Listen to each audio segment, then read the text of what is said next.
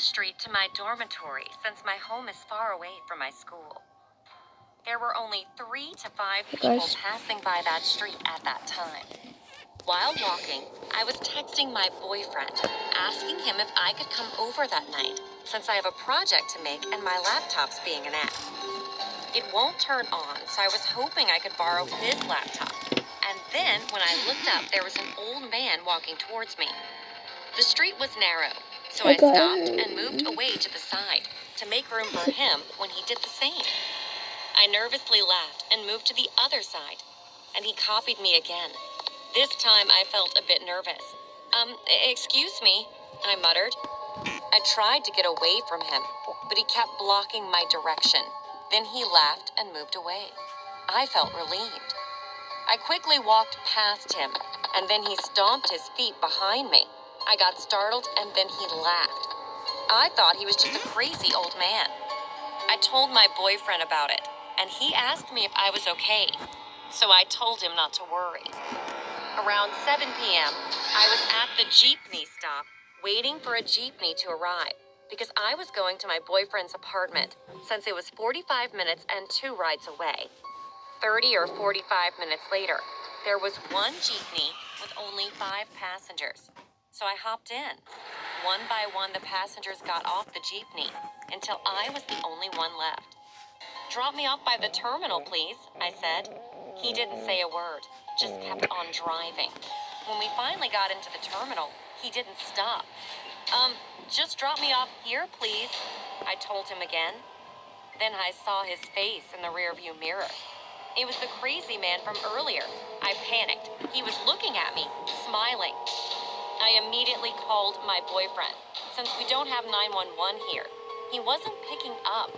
I didn't know what to do. Should I jump off the Jeep? Then suddenly a group of friends halted the Jeep and he stopped. I immediately got off and ran. I might have looked like a maniac to those teenagers, but I didn't care. I called my boyfriend again, who finally picked up. He had just got off from school, and I told him everything. He picked me up where I was, and since then he never let me travel at night.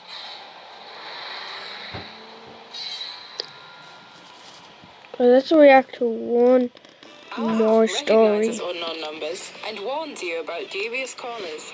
Spammers don't stand a chance. When I was 18, I only just recently got out of a relationship with a significant Jimmy, can I have a other, cup of coffee, and I please? wanted to see other people. I took Thanks. up online dating on this app that I don't want to name. I never told my parents about my previous relationship, or the guys that I talked to online, so they know nothing about this story. But I still need to tell them one day. Anyway, within a short period of time, I received lots of messages from guys. Most of them were perverts, or just didn't catch my attention, until a cute guy messaged me. I forgot his name, so we'll just call him Justin. Justin was around 23 years old at the time. When he messaged me, he told me how attractive I was and showered me with affection and romantic text messages. I was naive at the time, so I was awed and blushed when he told me all that. We started to get to know each other. He was living in Canada, and I was a Polish girl living in the United States.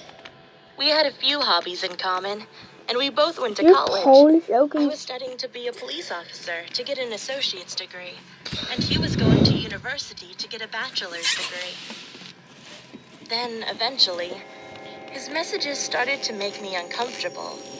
He said that he preferred white girls over Asian girls, and that he always wanted to have sex with a white girl. He asked me... What?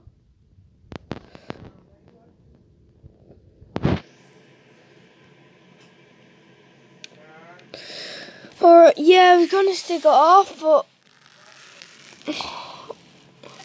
look, hang on.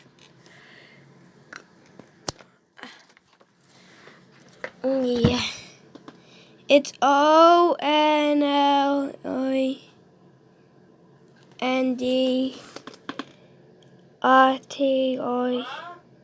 It's ONLIENDRTI.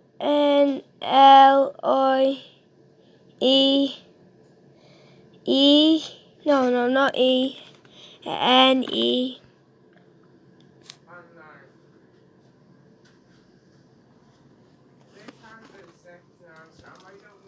Yeah, that's what I was gonna say. I'm gonna knock off now.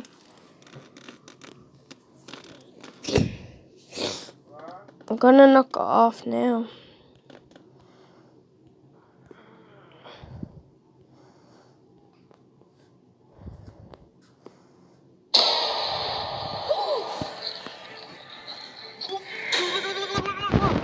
This thing's going crazy right now. Look. Sorry, but yeah. Are you looking for tickets for the top football teams? No. When it comes to getting your ticket. What's happening? Guys, I don't know what your video is. Tickets for all sports events, no one does it better than onlineticketexpress.com.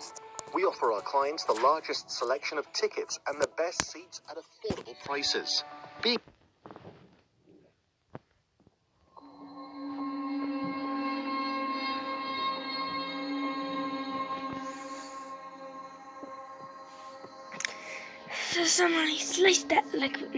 Back around 2010 and 2011, when websites like Chat Roulette were popular, my friends and I would sometimes mess around with people on our webcam.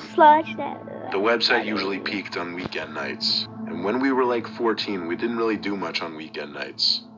So I had my friend Peter over, and we hopped on Chat Roulette. It was just my mom home, so we went upstairs with the laptop where we could be as loud as we wanted.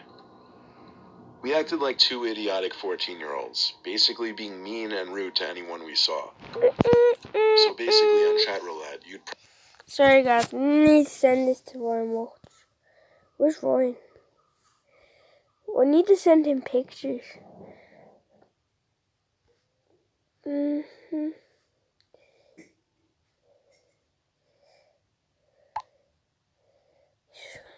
What? He's recording a video. If you haven't already checked out his channel, you should go. Ryan Watch. Press go, and it would match you with someone else. Anyone else using their webcam. Some girl who appeared to be a couple years older than us popped up. Her camera quality wasn't the best, and she was sitting in a dark room with blue light filling a decent amount of it. I'm not going to get into the nitty-gritty tiny details over what Peter and I said to her, but we acted like douchey, mean teenage boys to be frank. Then Peter said, kicking her feet at the person approaching her. We could hear the sounds of books and other items falling from her desk as she kicked and screamed. Her webcam started to shake, as all we could see of her was her legs. The person in her room got in arm's reach of her, and now we could see a black mask over his face. He grabbed the girl and kept screaming, "Shut up," and her screams only got worse. Peter and I were silent now, simply staring, not knowing what to make of I'm this. sharing this and then I'm The gonna man then delete looked it. into the webcam from behind his black mask for a second. Drawing. Take a picture. Take a picture.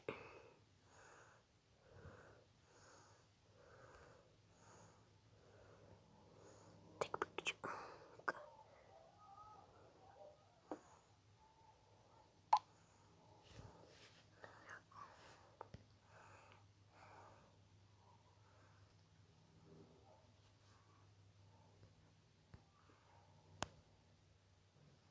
What? And a few seconds later, the screen went dark, and we connected to another random person. Peter and I looked at each other. We closed out from the website and sat there to talk and take that in for a second. We agreed it was possible it could have been a prank.